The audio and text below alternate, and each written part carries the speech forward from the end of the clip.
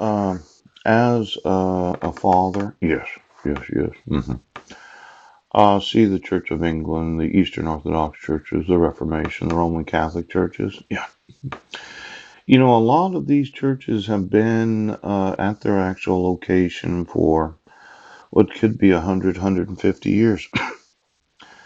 Now, I don't see how it would be profitable for any person to want to purchase it, yes, when they have 100 years of back taxes owing on the purchase of the property. I would say that it really defeats the whole idea of tax exemption. Yes, because you're actually going to get paid the taxes. Eventually, most all congregations eventually fail. It might take 100 years for it to happen, but it does happen. Yes.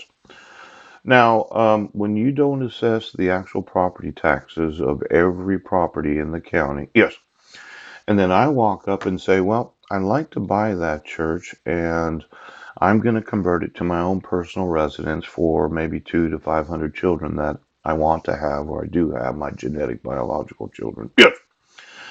And then I try to negotiate a deal with the church and they're saying, well, the building's worth $1 million. And I say, well, it looks to me like there's, well, probably $200,000 to $300,000 in back property taxes.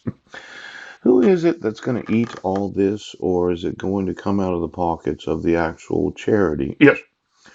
Now, most of the time when negotiating some sort of real estate contract, yeah, the charity would realize that they have the liability of the back property taxes and they'd have to sell their property for considerably less because they end up paying from the purchase price. Yes. The back property taxes that they negotiated with the buyer. Yes, it did.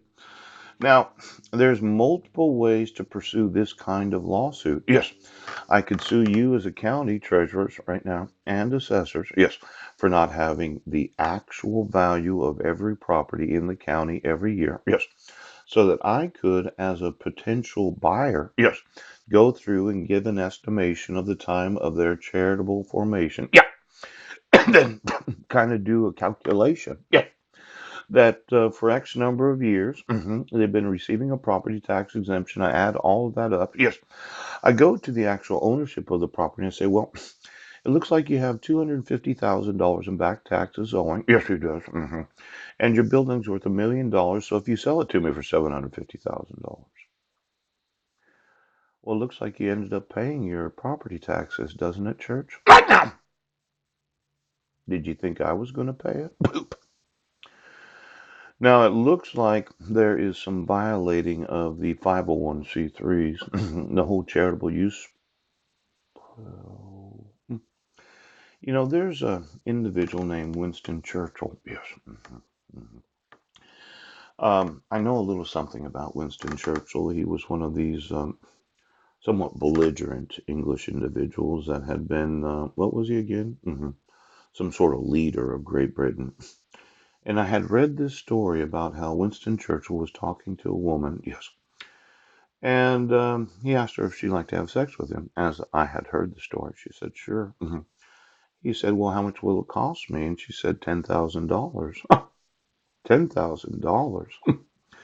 And he thought about it. Yes. What's the difference between the price of a call girl? Yes.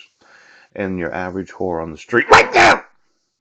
Approximately $9,995. For $5 because